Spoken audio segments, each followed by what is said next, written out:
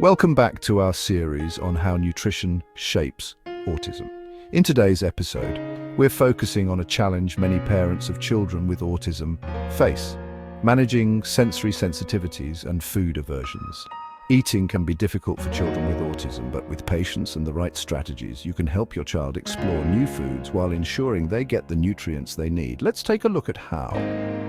Many people with autism have sensory sensitivities. These sensitivities can vary greatly from person to person, but they often involve an intense reaction to everyday stimuli. Their senses are on high alert, constantly processing an overwhelming amount of information from their surroundings. Noises, lights, smells, and textures can be overwhelming. For instance, the sound of a car horn or the flicker of fluorescent lights might be excruciatingly intense. Imagine a world where everyday sensations feel amplified and chaotic. A simple trip to the grocery store can feel like navigating through a sensory minefield. That's the reality for many individuals on the autism spectrum. This constant bombardment of sensory input can lead to feelings of anxiety and distress. This heightened sensitivity directly impacts their relationship with food. The dinner table, which should be a place of comfort, can become a battleground. Certain smells might be unbearable, making it difficult for them to even sit at the table. The texture of some foods can be unpleasant. Foods that are too slimy, crunchy, or mushy might be completely off limits. For some, even the sound of someone chewing can be upsetting. This can make communal meals a source of significant stress. It's a common misconception that these are just bad behaviors or pickiness. In reality, these reactions are deeply rooted in their sensory experiences. These reactions stem from genuine sensory overload. The world can feel like an assault on their senses, leading to meltdowns or shutdowns. We need to understand this to support children with autism effectively. By recognizing and accommodating their sensory needs, we can create a more inclusive and compassionate environment for them.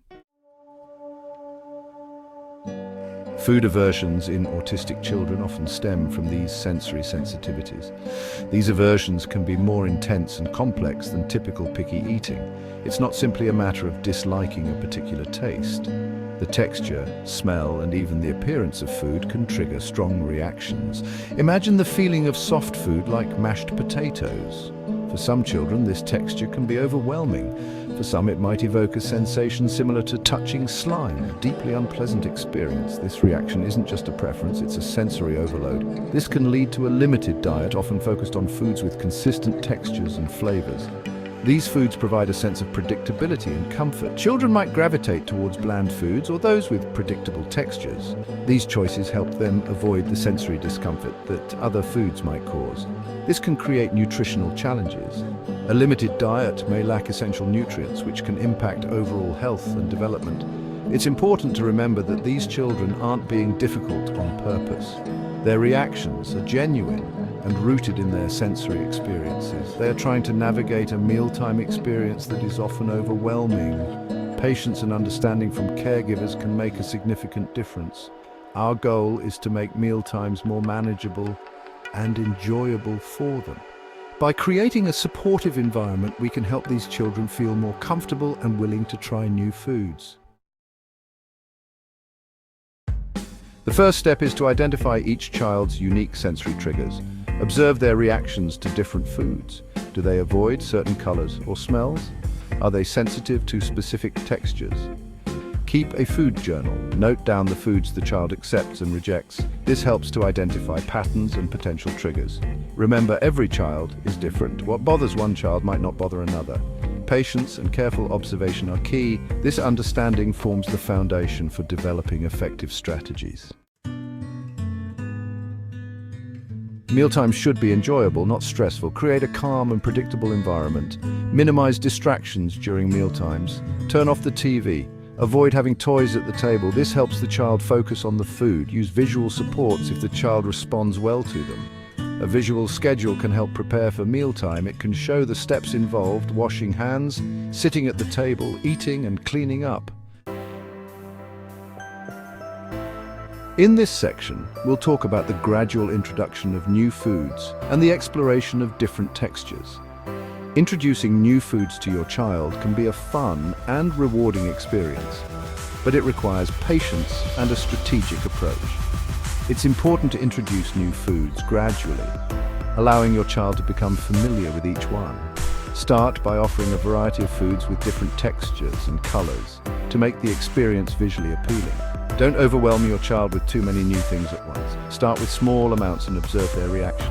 This helps in understanding their preferences and any potential allergies. Even a single pea can be a victory. Celebrate these small wins to build your child's confidence in trying new foods. Desensitize your child to different textures gradually. Let them touch, feel, and play with the food before tasting it. This sensory exploration is crucial for their acceptance of new textures. If they only eat crunchy foods, don't worry. It's a common preference among children. However, don't jump straight to mashed potatoes or other drastically different textures. This can be overwhelming. Instead, try slightly softer, crunchy foods first, like steamed carrots or lightly cooked vegetables.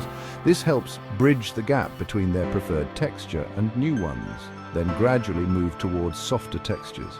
This step-by-step approach makes the transition smoother and less intimidating for your child. This gradual approach makes new foods less intimidating and more approachable. It also helps in building a positive association with mealtime. Allow your child to adjust at their own pace. Patience and encouragement are key. Remember, every child is different, and what works for one may not work for another. Keep experimenting and stay positive. Engaging children in meal preparation. Involving children in meal preparation can make trying new foods less daunting. Allow them to help with age-appropriate tasks. They can wash fruits and vegetables, stir ingredients, or set the table. This involvement gives them a sense of ownership over the meal. It can also make the new food seem less intimidating. The power of positive reinforcement. Positive reinforcement is crucial. Praise the child for any interaction with new foods. Focus on their efforts, not just the outcome. Did they smell the broccoli? That's a win. Did they touch a new food with their fork? Another win. Avoid forcing or punishing.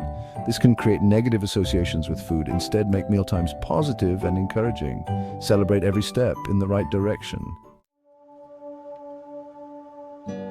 Patience and persistence. Keys to success. Remember that overcoming sensory sensitivities and food aversions takes time and patience. There will be good days and bad days. Progress might be slow. Don't give up. Keep offering new foods. Continue to explore different textures. Focus on making mealtimes enjoyable experiences. Consistency and a positive attitude make a world of difference. Celebrating small victories. Celebrate every victory, no matter how small. Did the child try a new food? Did they eat a larger portion than usual? Acknowledge and praise their efforts. These small victories pave the way for larger ones. Over time, these positive experiences can help children with autism expand their palates and overcome their food aversions. Remember, every bite is a step towards a healthier and more enjoyable relationship with food. Managing food aversions and sensory sensitivities takes time, and every child's journey is unique. It's important to stay patient, offer encouragement, and celebrate every small step forward. With the right approach, you can help your child expand their food choices and enjoy a more balanced diet. In our next episode, we'll dive into the impact of meal timing and consistency for children with autism. Be sure to subscribe and hit the notification bell so you don't miss it. Thank you for watching. If you found this video helpful, don't forget to like, share, and subscribe for more tips on managing autism through nutrition and mealtime strategies. Together, we can help our children thrive.